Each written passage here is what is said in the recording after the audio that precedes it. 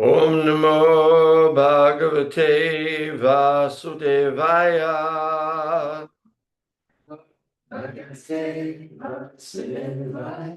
Om Namo Bhagavate Vasudevaya.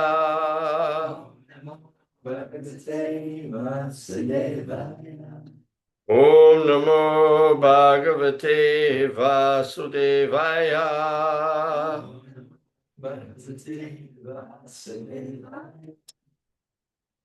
Srimad Bhagavatam, Canto 10, Chapter 52, Rukmini's marriage to Lord Krishna.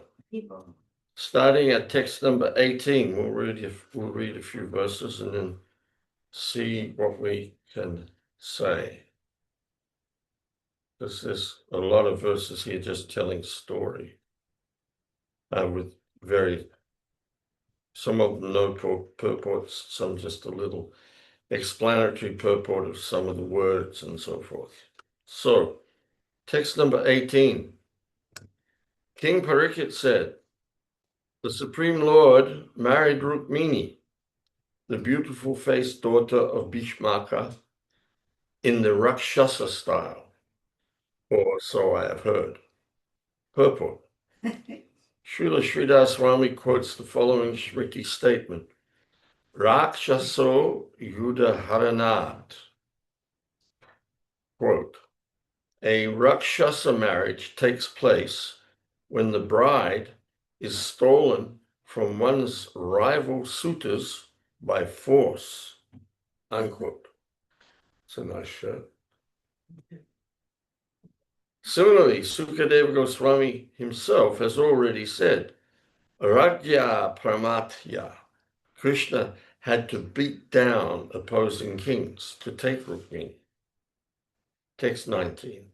My Lord, I wish to hear how the immeasurably powerful Lord Krishna took away his bride while defeating such kings as Magadha and Shalva. Purport. We should not think that Sri Krishna was actually afraid of Jarasandha.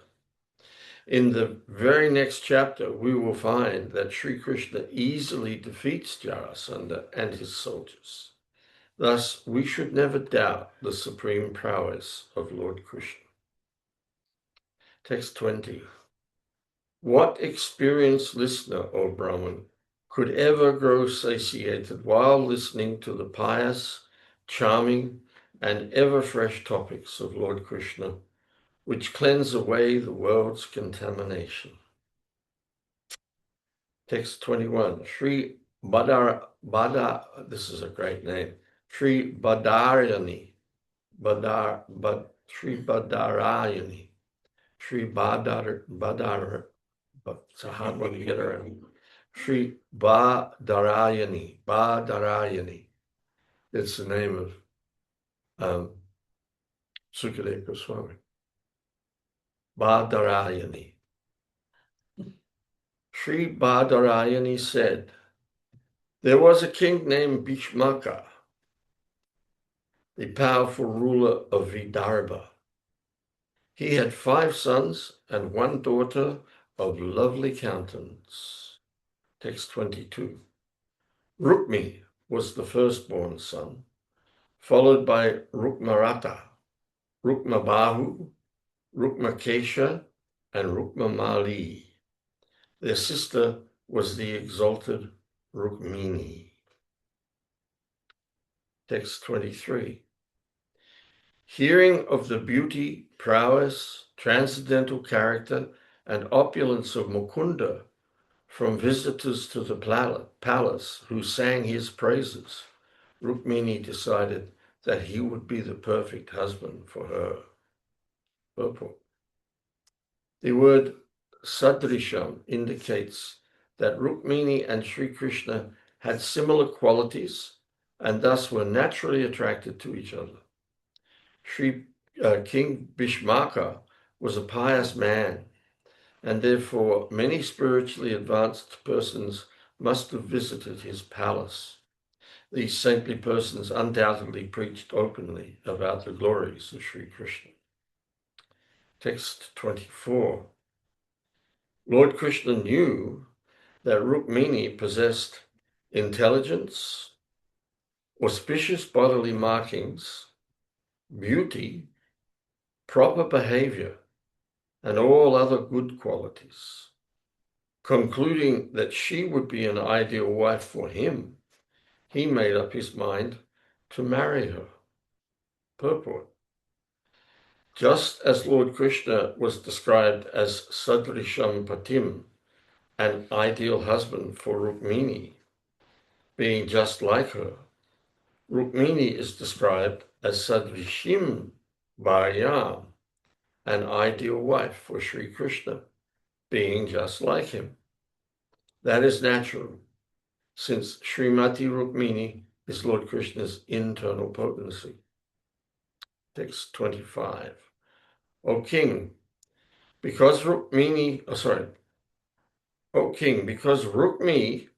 envied the Lord, he forbade his family members to give his sister to Krishna, although they wanted to. Instead, Rukmi decided to give Rukmini to Shishupal. Purport. Rukmi abused his position as elder brother and acted with impure motives. He would only suffer for his decision. Text 26. Dark-eyed Vaidarbhi was aware of this plan, and it deeply upset her. Analyzing the situation, she quickly sent a trustworthy Brahmin to Krishna. Text 27. Upon reaching Dwarka, the Brahmin was brought inside by the gatekeepers and saw the primeval personality of Godhead sitting on a golden throne. Seeing the Brahmin, Sri Krishna, Lord of the Brahmins, came down from his throne and seated him.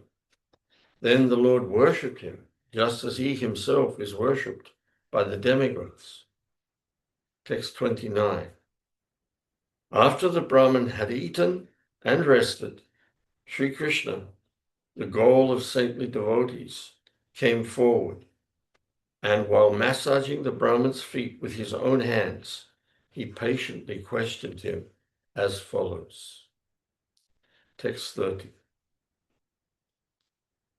The Supreme Lord said, O best of exalted Brahmanas, are your religious practices, sanctioned by senior authorities, proceeding without great difficulty? Is your mind always fully satisfied? Purport. Here we have translated the word dharma as religious practice, although this does not fully convey the Sanskrit sense of the word. Krishna did not appear within a secular society. The people in Vedic times could hardly imagine a society that did not understand the need to obey God's law. Thus, to them, the word dharma conveyed a sense of duty in general, higher principles, prescribed duty, and so on. It was automatically understood that such duties were within a religious context. But religion in those days was not a specific aspect or department of life, but rather a guiding light for all activities. Irreligious life was considered demoniac, and God's hand was seen in everything. Umajanati Mrandasya Kananjana Shalakaya Chakshurun Militam Jena Tasmai Shri Gurave Namaha. Mukam Karoti Vachalam Pangum Langayate Girim Jatkipapa Tamaham Vande Shri Gurun Dinataranam. Namo Vishnupadaya Krishna Prasthaya Bhutale Srimate Bhaktivedanta Swami Niti Namine Namaste Saraswati Deve Gauravani Pracharine Nirvishesha Sunyavadi Paschachade Shatarine Vanchakalpatrubhyascha Kripa Sindhu Vacha Patitanam Pavanebhyo Vaishnavebhyo Namo Namaha. Jai Shri Krishna Chaitanya Prabhu Nityananda Shri Advaita Gadadhara Shivasadi Gaura Bhaktavrinda. Hare Krishna, Krishna Krishna, Hare Hare, Hare Rama, Rama Rama, Hare Hare. So Dharma, Dharma, Dharma. Prabhupada actually discusses this in some detail in the introduction to Bhagavad Gita, where he talks about the difference between religion and Dharma.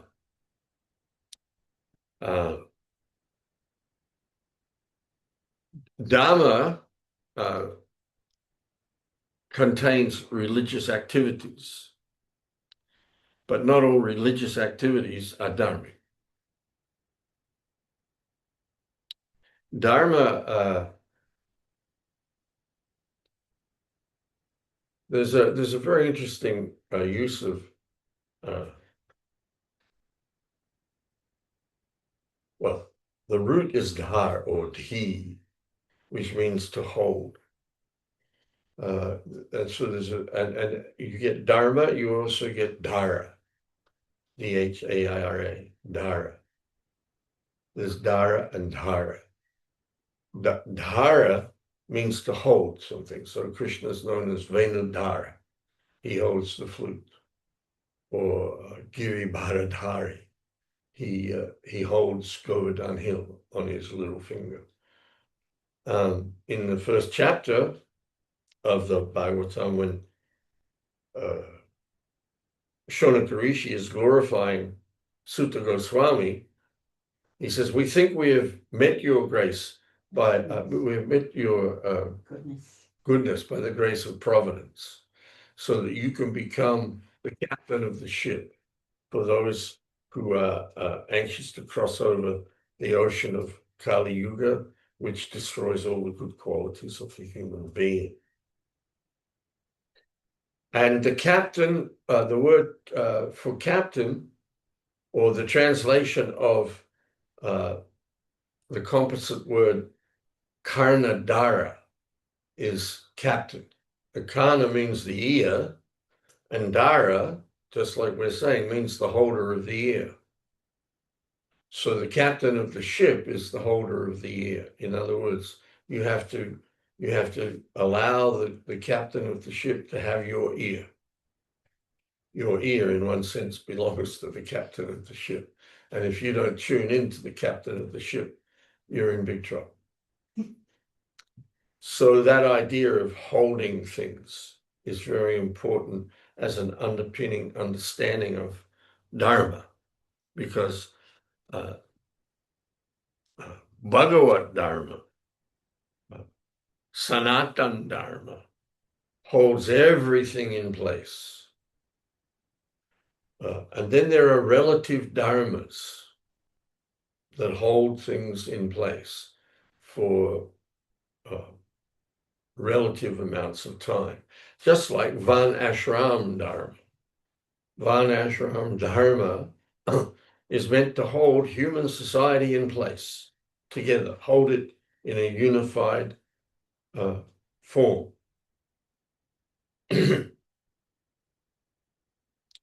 4 Vanas and 4 ashrams.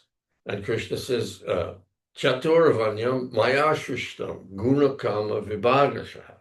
These Vanas, this Vana and ashram system, is the creation of the Lord.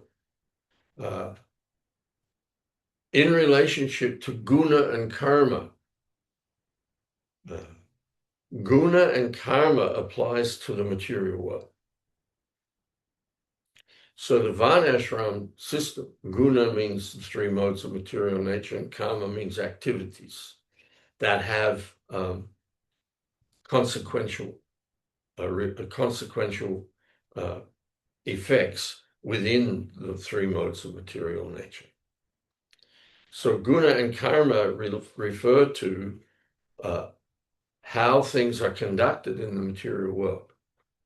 And Varnashram Dharma is a way of conducting all affairs of human society in such a way that the Lord is pleased. The Lord is satisfied. Now, this is a very important consideration also, because unless Krishna is satisfied, no one can be satisfied. But if Krishna is satisfied, then everyone can be satisfied. So when Sutta Goswami begins to answer the first 6 questions that are put by Shonaka Rishi, that puts the whole Bhagavatam into motion. Of course, there are thousands and thousands of questions throughout the Bhagavatam. But the answer of the initial 6 questions is what leads us into situations where all the other questions are asked. And the first question that he asks is, what is the highest activity for human beings? What is the highest activity? And Sutta Goswami begins with this statement: Savai pumsam parodamo, param dharma, the supreme dharma. So there are so many kinds of dharma. We'll come back to that in a minute. We talked a little about Varnashram, but the idea of this is Savai pumsam. Pumsam means everyone. Everyone in humans, every human being. It doesn't matter what their Varna or what their ashram is, or whether they even fit in that in terms of their guna and karma.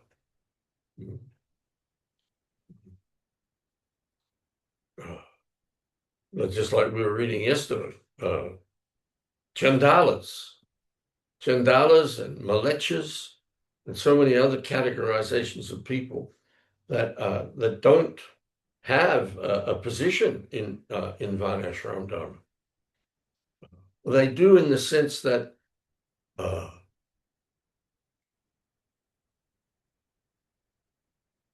Prabhupada explains that these situations of priestly class, intellectual class, then martial class, then business class, then working class, people have the propensities of these things regardless of what the culture of the society is. They're naturally there. So varnas are always there. But if it's not a varnashram situation where it's linked to spiritual advancement, then it's all a waste of time, because Krishna has to be satisfied. So then, coming back to what Sutta Goswami says, Savai Pungsam Parodamo, the supreme dharma for all humanity, yato, that is bhakti. The practice of bhakti yoga is the supreme dharma, whether one is a brahmana, kshatriya, vaishya, shudra, brahmachari, vanaprastha, grihastha, vanaprastha, or sannyas. Just like when Lord Chaitanya's asked, what are you? He says, well, I'm not a brahmana, I'm not a kshatriya, I'm not a vaishya, I'm not a shudra, I'm not a brahmachari, grihastha, vanaprastha, or sannyas. I am the eternal servant of the self-manifesting master of the gopis, Lord Sri Krishna. So this is the essence of bhakti, to become the servant of the servant of the servant of the Supreme Lord. So then the verse goes on, Savai pungsam parodamo yuto bhakti adhoksaje. Adhoksaje means beyond the realm of mundane sense perception or mundane conception. This is another name for Krishna, adhoksaja. Prabhupada gives so many definitive explanations of this in the lectures on that verse. that verse, Savai Pungsam Parodamo, I think is the lecture Prabhupada, the verse Prabhupada lectured on the most. I think if you throw in the verse, the lectures in Hindi, it's something like 21 lectures on that verse throughout all of the lectures he gave. So this is a very, very important verse. Savai Pungsam Parodamo Yuto Bhaktir and Hoksake. Then the second half of the verse is Ahoitaki apratiyata yayatama suprasidati. Ahoitaki means without any motive. You're not doing it for some self-centered motive. Ahoitaki apratiyata, no interruption. So the translation Prabhupada gives it that such devotional service, bhakti yoga, should be uninterrupted and unmotivated in order to completely satisfy the self. And he gives several levels of understanding of what is the self. First of all, he says the senses, and then he says the mind, and then he says the body, and then he says the self, the soul. But then he says the super soul, the supreme soul, the Lord himself. So this says such devotional service must be unmotivated and uninterrupted in order to completely satisfy the self. So we have to understand that on all levels of the self. So the Lord is completely satisfied by bhakti yoga, by the performance of uninterrupted and unmotivated, or the achievement. Let's talk about it in that sense. When one is achieving, and when one has achieved and is able to maintain an uninterrupted and unmotivated position of devotional service, the Lord is completely satisfied.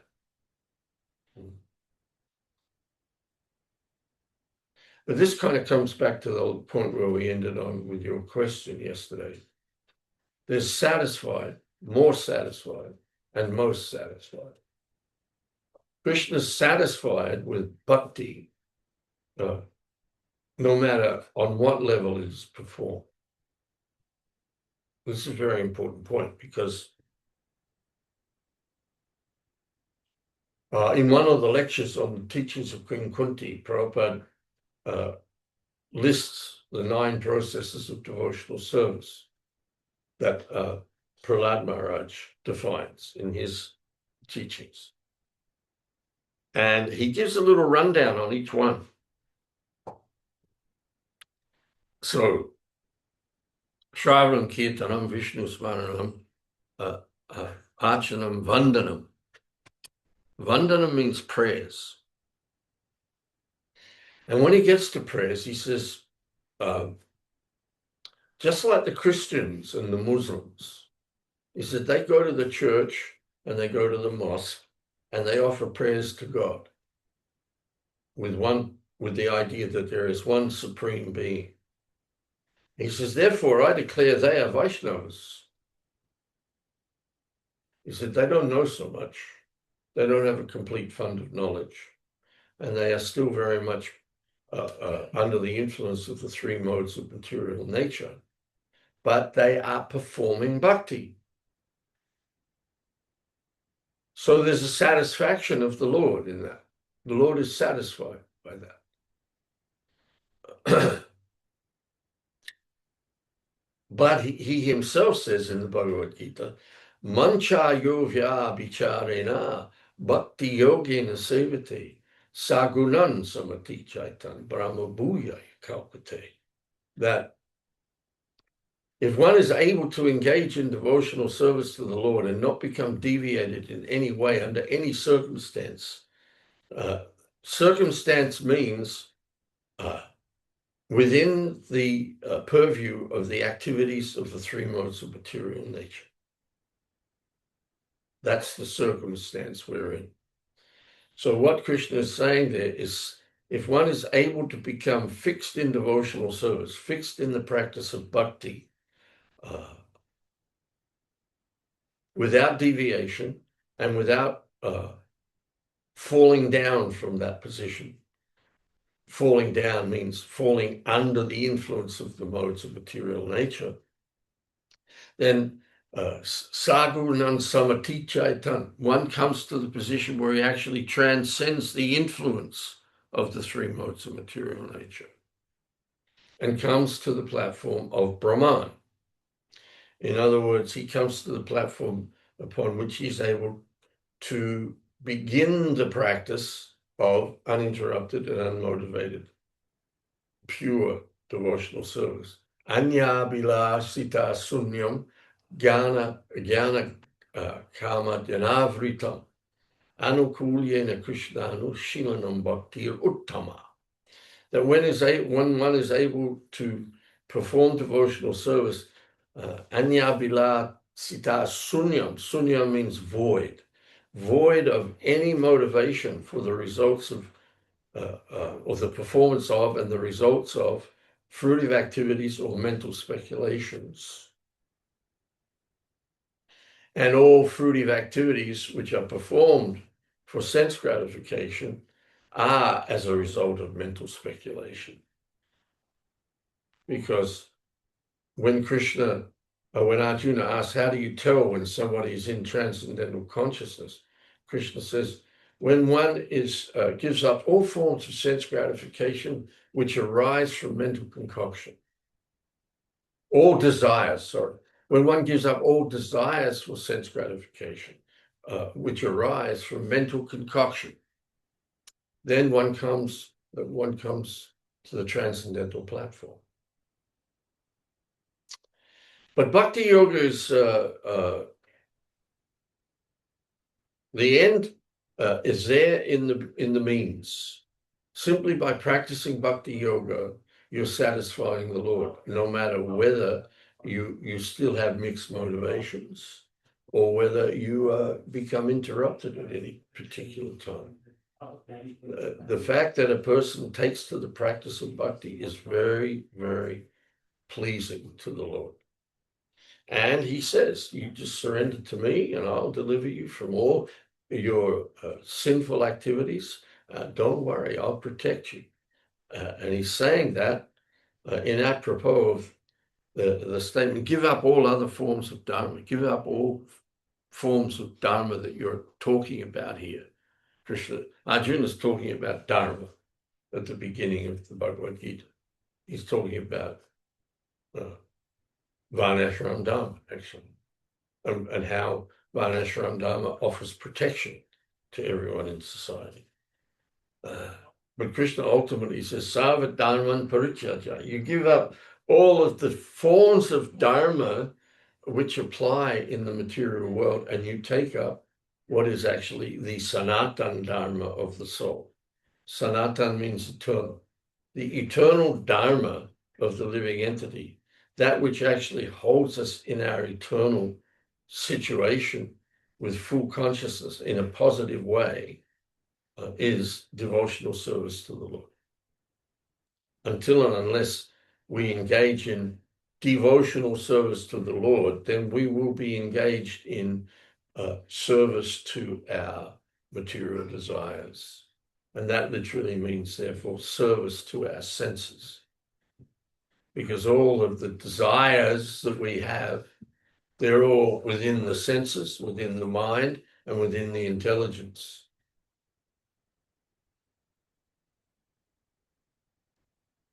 I think I'll stop there and ask if there's any questions, because I think this is a little bit technical. Is it? A little bit technical? Yeah. Hold on one second. But there's a lot to be said about Dharma. But I'll open it up to questions right now. Yes, Nora. Just the word Dharma itself. The word Dharma itself, what does it mean?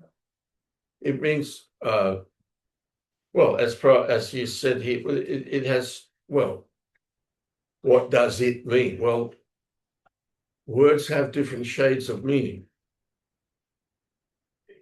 But like in the second chapter of the first canto. I think it's in the purport to the verse, Dhamma sonushtita pumsam vishvaksena katasu yaha nopariyaditi ritim shrama eva hi kevalam. Prabhupada says we have defined here, we are defining Dharma as occupational duty. But that is that. So what is the occupational duty? Well, within Varnashram Dharma, there are different duties for different Varnas and different ashrams. So, but they are the dharmic duties. But within Sanatana Dharma, there's only one duty, and that is to consciously serve the Lord, to be conscious of the actual sanatana, the actual eternal status of things. Varnashram, as I said, that applies to the material world, ordering the guna and karma of the living beings in the human form in the material world. But in the spiritual world, everybody's simply engaged in serving Krishna, according to different dispositions.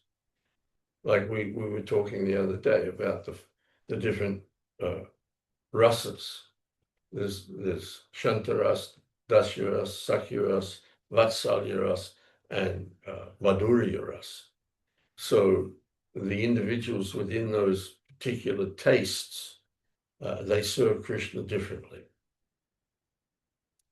But the eternal situation, the eternal dharma of every living entity is to be in a conscious, loving service relationship with Krishna. Yes. You had a question? No? Yes. Within the Dharma, there's so many varieties because of people's nature. Like, it's just looking at the deities. Yeah. It's, Yes. We'll come back to that. Yes. We learnt this actually on Monday on our Bhakti Shastri Dharma, and there's a slide and it says Sanatana Dharma, our eternal nature, eternal Son of Krishna, and it says Sadhana Bhakti, our duties helping us attain our eternal nature, and Varnashram, our duties according to psychophysical nature, helps us live religiously in the material world. Coming back to Sanatana Dharma, Sanatana Dharma is performed within the purview of the 5 fundamental rasas, but there are also 7 secondary rasas, which are there like herbs and spices to create varieties within each rasa. And Prabhupada explains how there's a progression of development of exchange, intimacy with Krishna. But he's very cautious about it. Prabhupada's always very prompt to point out that the most important thing we have to understand about Sanatana Dharma and all of the variegatedness of that in terms of exchange with Krishna is that within the basic quality of each rasa, Shanta, Dasya, Sakya, Vatsalya, and Madhurya, Krishna enters equally into all of them. There's one lecture he gave one time on the appearance of Srimati Radharani. And he spent most of the time of that lecture illustrating this point by talking about Krishna's exchange with Bhishma on the battlefield of Kurukshetra. How Bhishma's relationship with Krishna is in Dasharas with the secondary quality of chivalry. Chivalry is one of the secondary rasas. So his relationship with Krishna is dasya with chivalry. And in the battle of Kurukshetra, by virtue of the politics of the time, Bhishma found himself fighting on the side of Duryodhana against the Pandavas. But he was specifically the grandfather of the Pandavas, and he had protected them in so many ways up to the point of the Battle of Kurukshetra. Oh, there's a long history to that. We can get it. But the point was that Duryodhana was not happy with Bhishma because he thought he was giving favor to the Pandavas on the battlefield, especially Arjuna.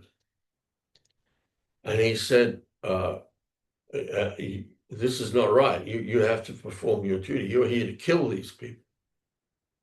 So he made the vow that he would kill Arjuna the next day. So Krishna, being omniscient, he kept maneuvering Arjuna's chariot away from Bhishma all day long. Bhishma was pursuing him, and Bhishma was a great, great warrior, and a great archer, and a great club fighter. Amazing personality, Bhishma, because he was the oldest man on the battlefield. This was the other thing about those times. I mean, he was very, very old, but he was still like a young man in terms of his vigor and his fighting ability. So it was really getting hard. Krishna was dodging here, dodging there, driving.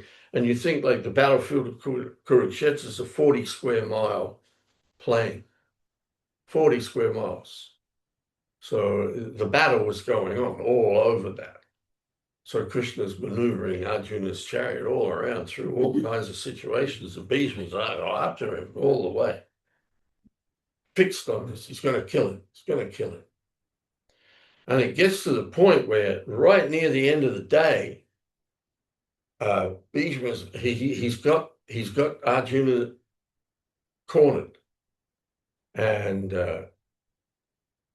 he's going to kill him. So Krishna had taken the vow that he would not fight in the battle. He would not fight.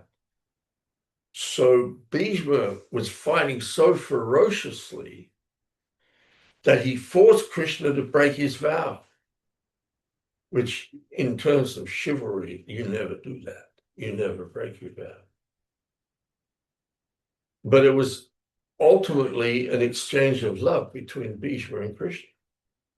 Because it was just at the end of the day's fighting. And the only thing that would save Arjuna is if Krishna took some action against Bhishma. So he jumped down from the chariot and he picked up one broken wheel of a chariot and came running towards Bhishma. And Bhishma had been firing arrows at him all day. Krishna had wounds on his body. He was bleeding. Of course, you can't wound Krishna or bleed him. But in terms of the Leela, Krishna facilitated this. And he's running towards Bhishma to kill him. And Bhishma just drops his bow and arrow and just, he's in ecstasy. He's totally in ecstasy that my Lord's coming to kill me on this battlefield. And just at that moment, the conch shell was blown and the day's fighting was over. The good timing. Well, it's all Krishna's arrangement. It's all a lila. It's all a lila. When we understand things fully, it's all lila. The battlefield, the battle of Kurukshetra it's a lila. It's a part of the lila of the Lord, and it's all stage managed. The whole thing is controlled from beginning to end. We were talking about that in the car on the way in, that everything within the universe, animate or inanimate, is controlled and owned by the Lord. Everything is under control. Even that which is out of control by one set of considerations is perfectly under control by the higher set of considerations. So this was all this because Krishna knew Bhishma's heart. He knew the desire of Bhishma. So he satisfied that desire. So don't worry about what your particular relationship is with Krishna. That will be manifest in due course of time. You don't have to think that the only people who are actually having any real relationship with Krishna is the gopis. All of the cowherd boys and all of the cowherd men and all of the cowherd women and all of the cows and all of the calves and everyone in Vrindavan is having a loving relationship with Krishna. And Krishna is reciprocating accordingly.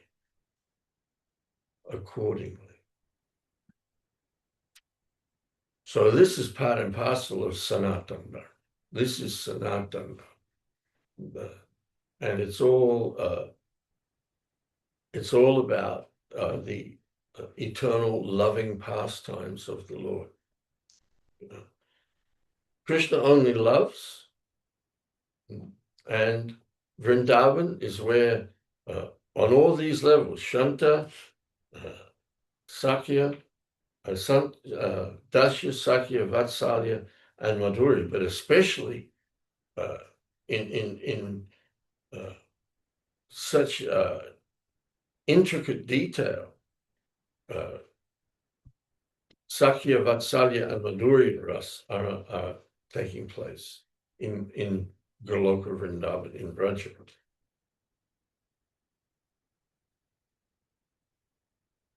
And Krishna is intimately involved with every single individual within all of these rasas and all of the secondary enhancement of the rasa. Krishna's involved in it all, and everyone is loving Krishna.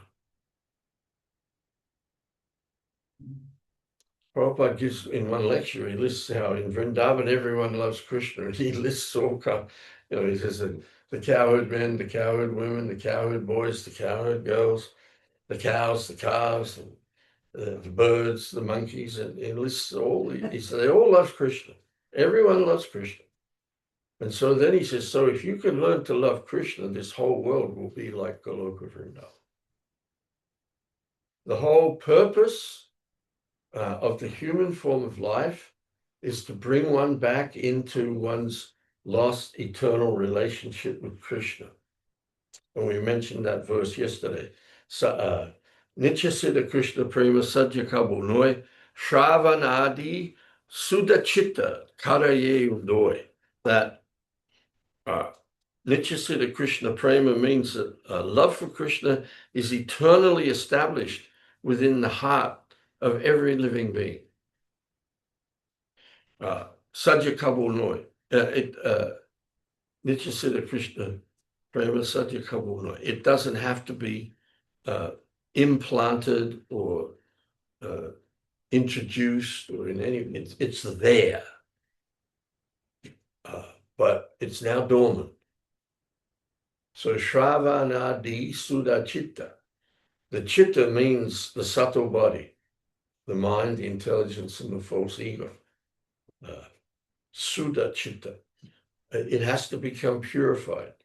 Shravanadi. Shravan means by hearing. Adi means after the ways of the great authorities on the subject, the actual authorities on the subject. And there are authorized sources of knowledge about Krishna that we very fortunately have become connected with.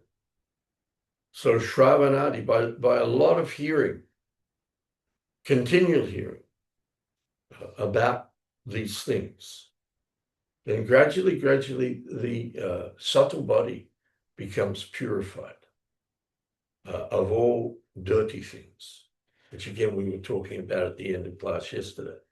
Shrinvatam Svakata Krishna Punya Shravana Kirtana Pridyanta Stoya Bhadrani Vidu Noti Surit Satam. Vidu Noti means to cleanse by sound.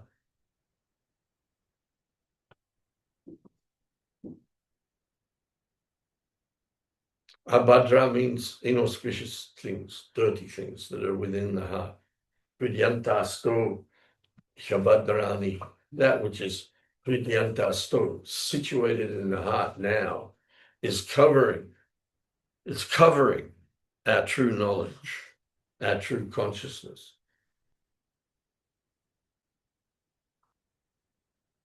In the 5th chapter of the Bhagavad Gita, in the 14th, 15th, 16th, 17th verse, Prabhupada gives Krishna gives, and Prabhupada gives an explanation in great lucidity about this, what we're talking about at the moment. Where in the second half of the 15th verse, Krishna says, embodied beings are bewildered because of the ignorance which covers their true knowledge. Then he says, when, however, one is enlightened with the knowledge by which nescience is destroyed, then his knowledge reveals everything, as the sun lights up everything in the daytime. Then he says, when one's intelligence, mind, faith, and refuge are all fixed in the Supreme, then one becomes fully cleansed of all misgivings through complete knowledge, and thus proceeds straight on the path of liberation. So the intelligence, the mind, the faith, and the refuge have to become fixed in the Supreme. The Supreme is Krishna. So that is achieved by this Shrinvatam Swakata Krishna Punya Shravana Kirtana, by hearing these pure activities of the Lord. Then our consciousness becomes purified. Shravanadi Suddhachitta. By hearing from the great authorities, then Suddhachitta, the chitta, the mind, the intelligence, and the false ego become purified.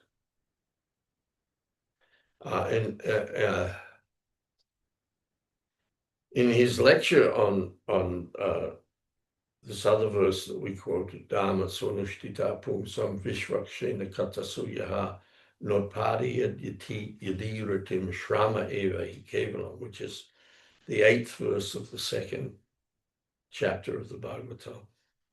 In his lecture on that in New Vrindavan in 1972, where he gave lectures on 5, 6, 7, 8, I think 9 and 10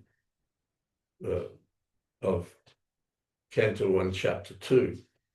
They're called the Bhagavat Dharma lectures. In that verse, he talks about how you're going to lose this body anyway.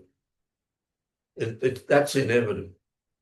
The gross body will be lost.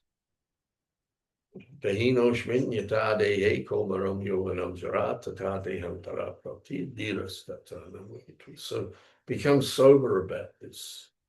As they say, die before you die. Understand it's already dead. There's the saying that the soul never dies.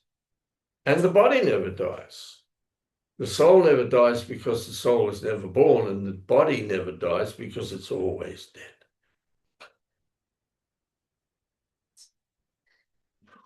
Dead matter, animated by the presence of the soul, the Dehini. We are the soul, the living being in the body. So Prabhupada says, don't worry about it. It's only a matter of time. And everything is going to be taken care of. Don't worry. He says, what you have to do is educate your subtle body. Educate, because it is your subtle body which carries you to your next gross body. So in order to get out of this material entanglement completely, you have to become divested of your subtle body. So that the process of bhakti culminates in that when the gross body automatically becomes invalid, useless, and stops functioning, at the same time, we can consciously give up our subtle body because we're thinking of Krishna. And Krishna says, Mamupecha, you will come to me.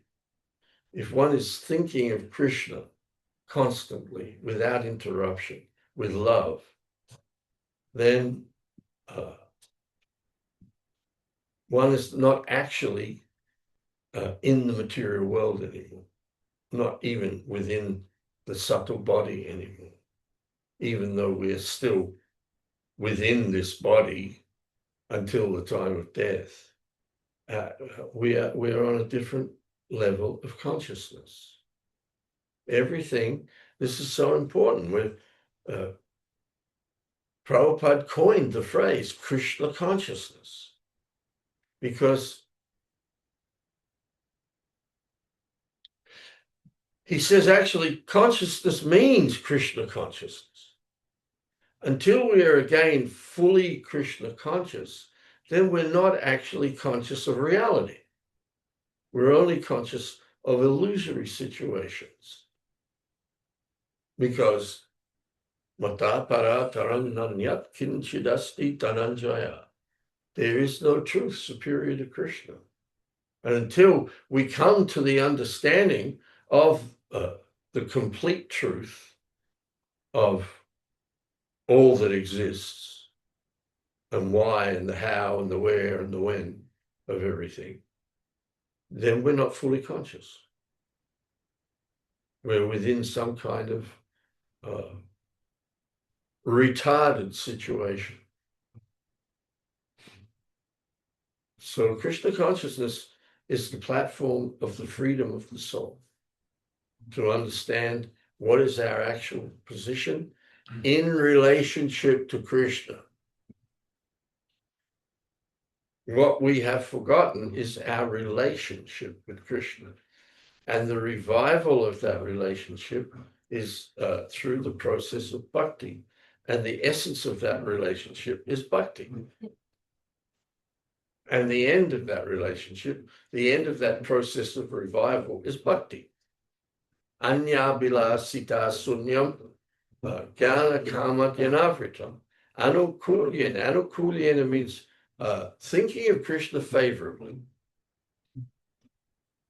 Like a lot of people don't think of Krishna favorably. A lot of people think of Krishna, but not favorably. All the demons, like all these characters, Jarasandha and Shishupal and Shauva, they're always thinking of Krishna. Kamsa was always thinking of Krishna.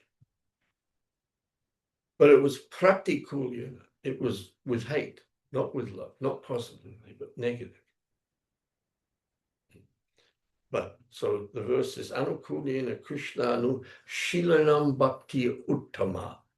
That is the platform of Bhakti Uttama, beyond any skerrick of ignorance, of tamas, beyond forgetfulness of, beyond entanglement in false ego, beyond all of this, beyond it all, transcendental to it all, And that's achieved by this process of bhakti. And the essence of bhakti is to always remember Krishna and never forget him.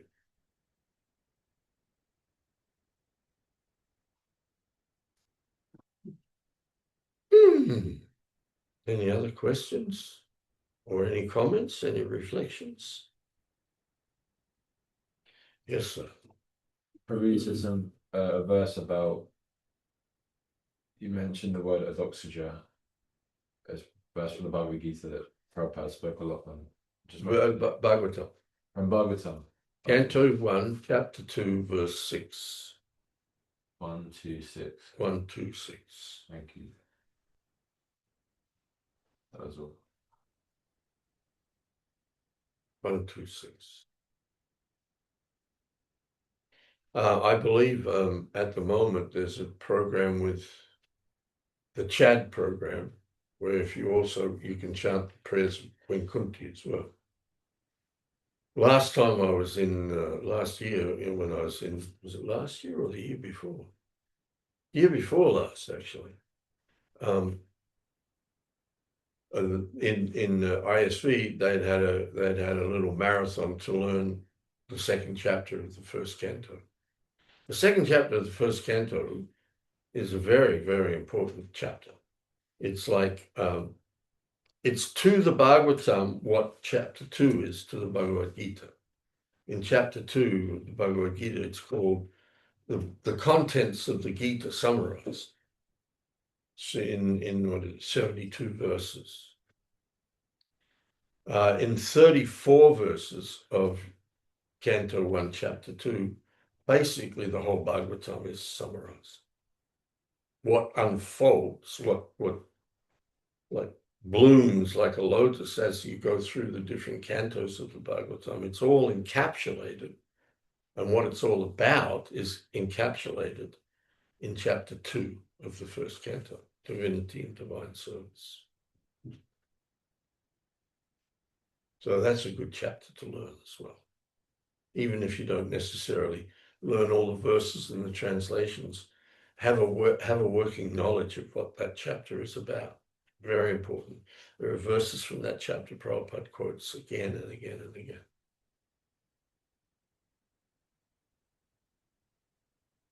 Yes, sir. It's a half question and half reflection. A reflective question. Well, questionable reflection.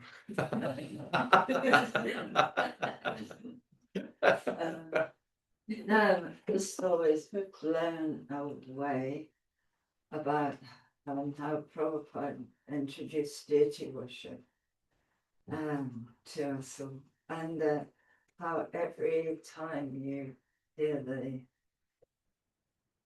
the Govinda prayers, which Prabhupada loved Jamuna singing so much, that he had tears in his eyes. And so in those times, you really feel like you love some love for Krishna, seeing his beauty, and that, but there's all that very strict that you don't think you're on a, you're not so too familiar, and you don't, that you're humble, and you don't think that, that your love's fully manifest or anything, and Prabhupada is so strong on sahaja things. Can you comment on that? Because, people can get carried away and think they're, more, they're more advanced. But at the same time, you can't deny that you've been woken up to that extent.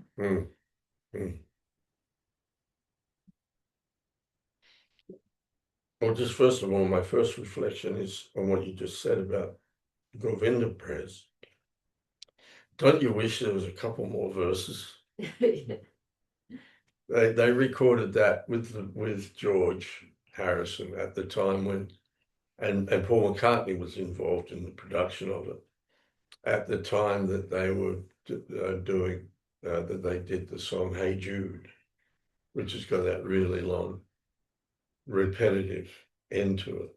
And we've got this repetitive end after two verses. We've got Govindam Hari Purusham Tamaham Jami, Govindam Hari, goes on, which is okay.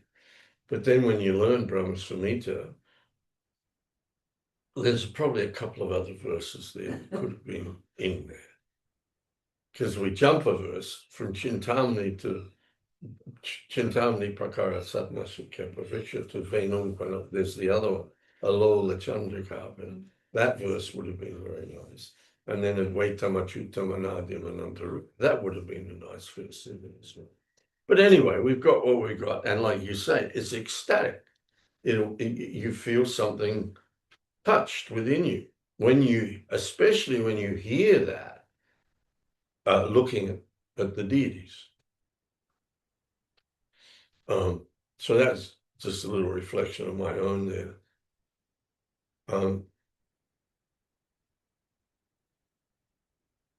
In terms of the moments that you have of very real feelings from within the heart, real feelings of love for Krishna. These are real. They're not imagined. They're real. But at the same time, in the 16th chapter of the Nectar of Devotion, Prabhupada begins by saying, while one is within the material world, and while one is therefore within a material body, one must conduct oneself as a neophyte. And that means, well, one of the most important requisites of functioning on the neophyte level is to be totally unpretentious. To be cultivating humility on the level that Lord Chaitanya is talking about, thinking oneself lower than the straw in the street, ready to offer all respects to others, cultivating a humble state of mind. Because the problem we all have as conditioned souls is that we all think that we're more than what we are. A lot more than what we are. So it seems like there's a contradiction there, but it's a dichotomy, because, like Prabhupada says, if you're in the shower, how can you be said to be dirty? You're in the process of getting clean. So long as we remain in the process, then Krishna's very, very kind to everyone. And he gives everyone little moments of complete bliss, complete loving bliss, moments of ecstasy, where everything drops away for a moment. Just like you see this in the story of Narada Muni in his life as the little boy whose mother dies, and he has to travel alone, and then he gets to a place where he's in a secluded place, and he enters into a meditation, and the Lord appears in his heart. Boom, he's there. But then he says to him, you'll see me for a little while now, but you won't see me again for the rest of this life. But just that moment is enough to sustain him for the rest of his life. So that then you read that at the moment of him, and then there was a beautiful painting of him kind of just dying in some back street somewhere, just dying up the alley somewhere. Not a big fanfare, nothing, but it's described in the verse that as he died, he relinquished his material body and assumed his spiritual form like lightning and illumination. So along the way, there's an old Frank Sinatra song about that. Along the way, once in a while, love's been good to me. So Krishna's love is there for everyone. And even just momentarily now and again, or in a dream or some darshan of the Lord, the curtain goes. Krishna just lifts the curtain for a moment. But then it comes down again because this is not the end. Yeah. There's still work to do, and we have to then at the same time maintain this humble demeanor. Like there's a friend of ours in Australia. He's a really bold little preacher, and he's got a very nice congregation, but pretty much every Sunday at the Sunday feast, he gets up and he says, "What are we all here for?" And people are saying all kinds of stuff, you know, and he says, "No, no, no." And he says, "We're all here because we haven't finished the job. We're not meant to be here. We've got to get out of here, this material world." But the lingering attachment and affection for material things is just that. It's lingering. And it has to be anya bilasita sunya, has to be voided out. There has to be no more attachment, no more affection. But in our neophyte stage, it might be all false. It might all be based on false ego, but it's my false ego. And I'm entangled in it. I have affection for things. What is it? Again, that Beatles song. There are places I remember all my life. Though things have changed, not for better, not some for better, or whatever it goes on about. But I'll have loved you more than anyone in my whole life. This is just talking about a girlfriend. But these things this is my life. And we have to give that up.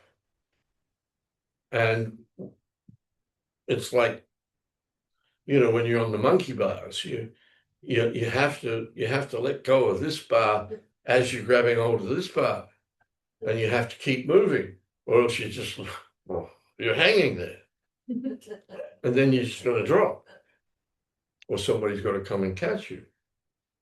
So there has to be there will necessarily be therefore a kind of grieving period where these things will linger, things will come back, and you reach for them, and but then you realize, no, it's gone, and I have to let it go. I can't look back. Yeah. I can't look back. That's one of the things about the sannyas ashram. You can't look back. You can't look back, because that's why they say, like when a sannyasi, when a man takes sannyasi, he should never see his wife again, because the attachment never goes away. There's a story about Srila Prabhupada when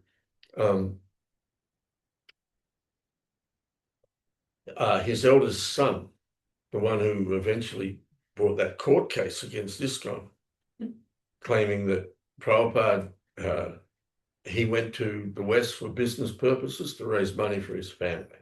And so ISKCON is a corporation that he established, which actually belongs to his family. And he wanted to claim ownership of ISKCON. So this man at a younger stage in life, when Prabhupada was still here, he at one point he borrowed quite a substantial amount of money from Prabhupada, with an agreement that he would pay it back at a certain amount on regular, repayment schedule. So one time in Vrindavan, he came to visit Srila Prabhupada, and it just turned out that Tamal Krishna Maharaj was doing Prabhupada's accounts at the time. And while this fellow's in there with Prabhupada, just one-on-one with Prabhupada, he's going through the different accounts, and he comes to the ledger of this account of the money that was lent to the son, and he's seeing, and then this was going to be, and there's no repayments. He borrowed the money over a year before, and there's no repayments.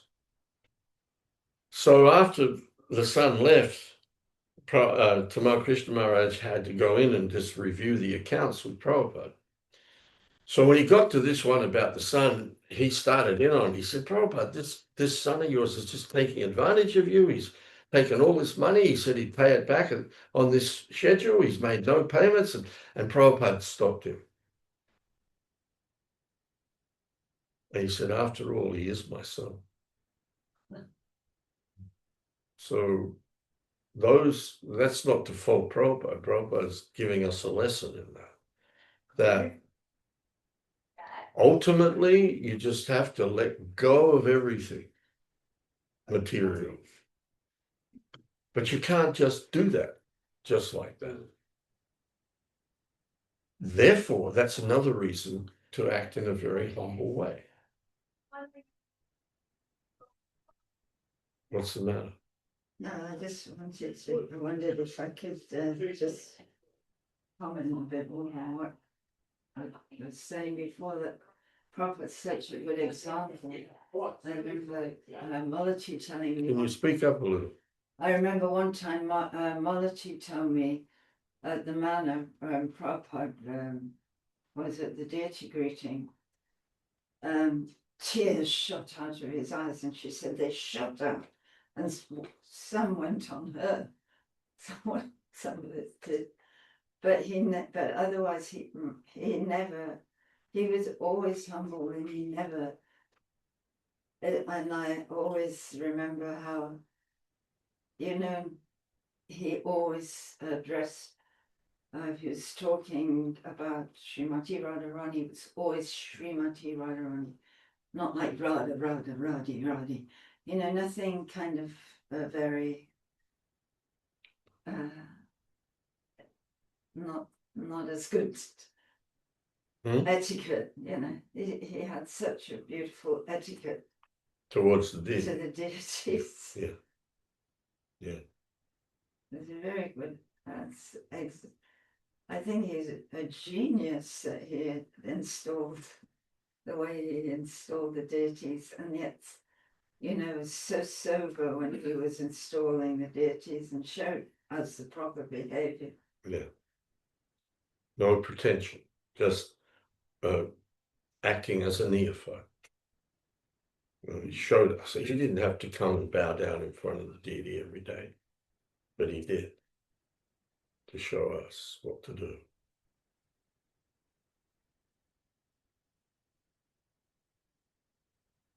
There's another nice story about how when he installed Gunatai in Atlanta, they already had Radha Krishna, and I think Jagannath, but he came and installed Gunatai. And the morning after,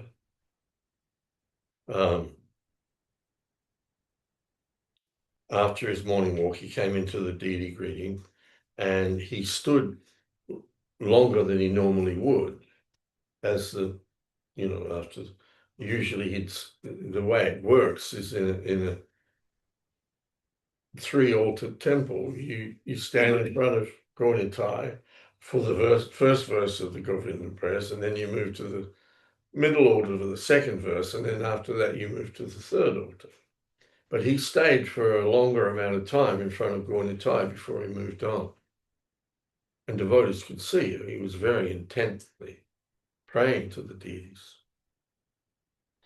So the story goes, I only have this anecdotally, so but I'm going to say it because the way I heard it, it's very demonstrative of what we're talking about here. That after the morning program in his room, some devotees were with him, and one devotee said to him, Srila Prabhupada, you stood for a very long time in front of Gaura this morning. And Prabhupada said, yeah. Said, you were praying to Gaura? Prabhupada said, yes. And then the devotee said, would you tell us what you were praying? Prabhupada said, I was praying to Gaura that I never fall into Maya. And then the devotee said, but Srila Prabhupada, isn't it a fact that a pure devotee never falls into Maya? Prabhupada said, yes, because he's always praying to Gaura. What meaning? You can't take anything for granted. You have to understand this is all mercy. This is all by the grace of the Lord. So the humble demeanor is important, and acting as a neophyte, not acting, behaving as a neophyte without any pretension. It's so important. It's so important because chanting the holy name in a humble state of mind, humility, pridelessness. Krishna lists 20 items in 13th chapter, 8th verse to 12th verse. He lists 20 items that he says, I declare these things are knowledge and everything else is nonsense. And the first two things are humility and pridelessness.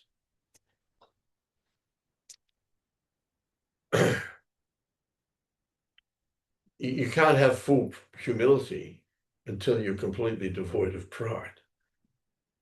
You can't be proud of your humility.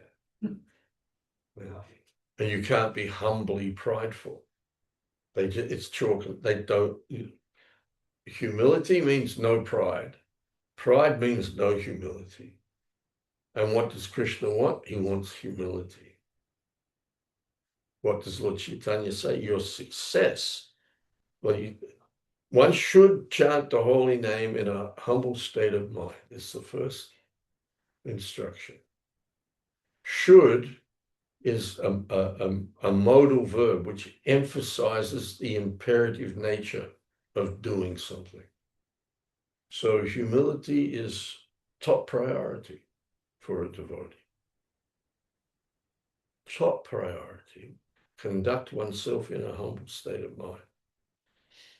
And understand your ability to do anything is purely the grace of the Lord. Your ability to understand, your ability to practice, your ability to do something on any like we hear, this beautiful level of deity worship. It's the mercy of the Lord. It's the empowerment of the Lord. It's the grace of the Lord. I think I told the story about Charu. Did I tell the story here? When Charu, dearly departed Charu. Brilliant preacher. And when I first was visiting the temple, his preaching was, I knew what they were talking about. When your hairs stand on it, you hear someone and you say something and it just penetrated so deeply. So anyway, I was in total awe of him. And after I'd moved into the temple, I was just cleaning the temple one day, and I was sweeping the floor outside his office, and he came out and he said, "Oh, Dr. Richard, why don't you come with me? I'm going to do some errands and we can get to know each other a bit." So I went off, and I'm driving around Melbourne in the car with him. And I'm like, "Oh, I'm with Charu." Charu. I said to him, I said, "Charu, I really love your preaching." I said, I really would like to be a preacher like you. And he said to me, He said, well, one thing you have to remember is if Krishna wanted to at any moment, he could strike me dumb. So the ability, Krishna says, I am the ability in man.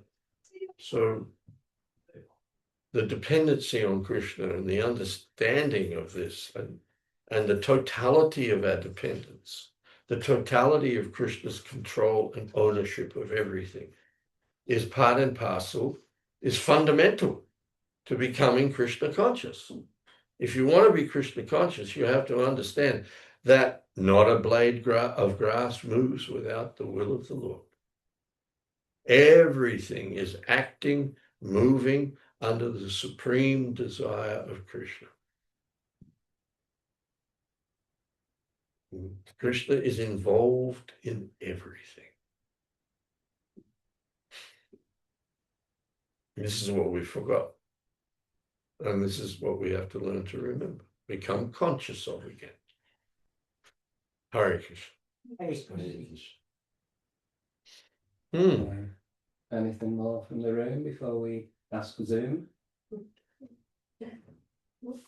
Okay then, so if anybody in Zoom land would like to ask a question or share realization, then please do the usual and raise a hand.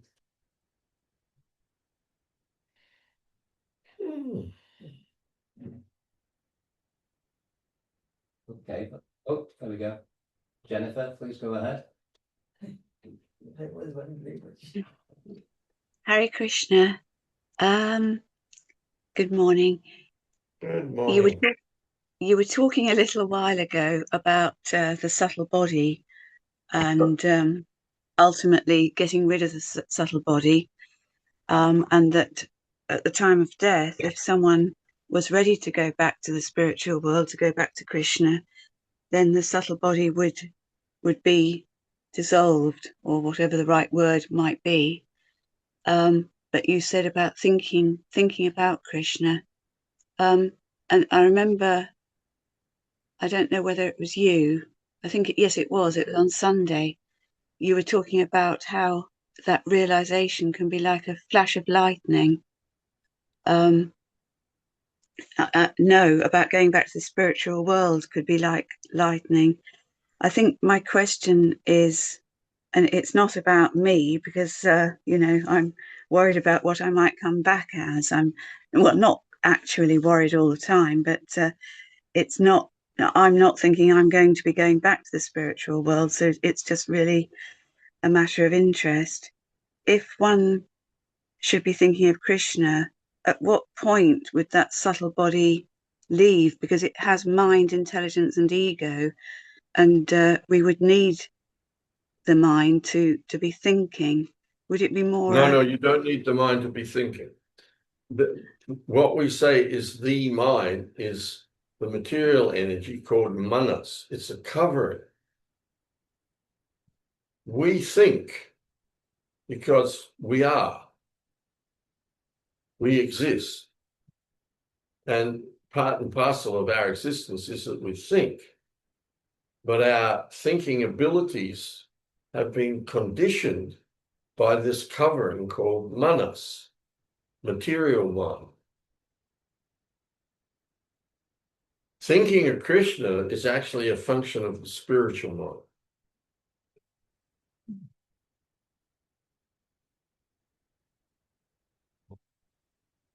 So you're not actually, by the time you become always thinking of Krishna, your material mind has been purified. But you're actually situated in your spiritual mind. We're always actually situated in our spiritual mind. We're all actually always situated in ourselves, but we're covered. Just like these lights are white light. If we paint each one a different color, then if we paint one, the outside of it blue, the other one green, the other one red, the other one yellow, that's the color that will come towards us. But inside, there's still the white light. So what we're really talking about is uncovering what is already there. It's like we don't become spiritual, we are spiritual. And because we are, then we think and we act and we speak.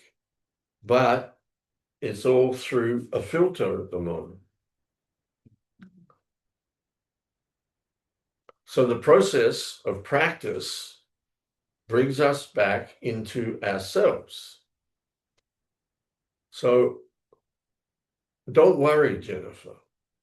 Just keep chanting Hare Krishna, taking prasadam, coming and seeing the deities and doing some service.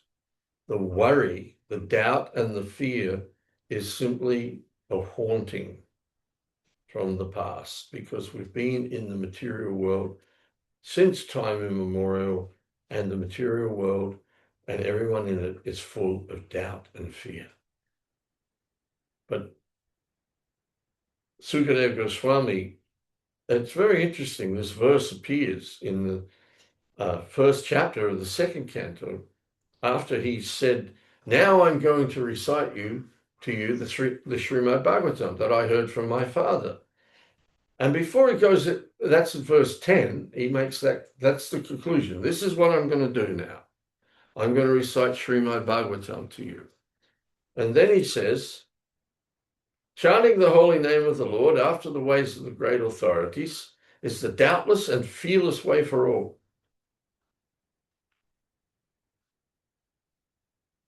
So what he's saying there is there's no difference between Krishna, his name, and the Srimad Bhagavatam. But the point he's making is that if you engage in the process of hearing and chanting in any way about Krishna, then gradually your doubts and your fears about what's going to happen to me when I die will go away. You will become doubtless and fearless. So don't worry. That's another thing that is entailed in Krishna's statement of Ma Sucha.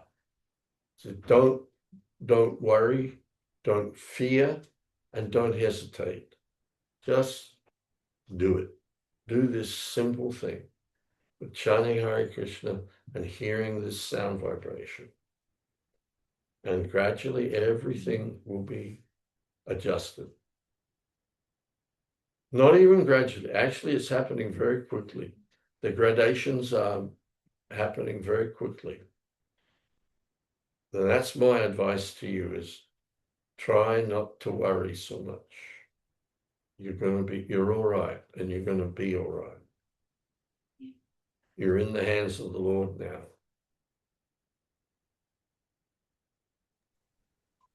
Thank you very much. Yes, thank you very much, Bhagavat Ashraya. Thank you. Hare Krishna. Hare Krishna. Anyone else?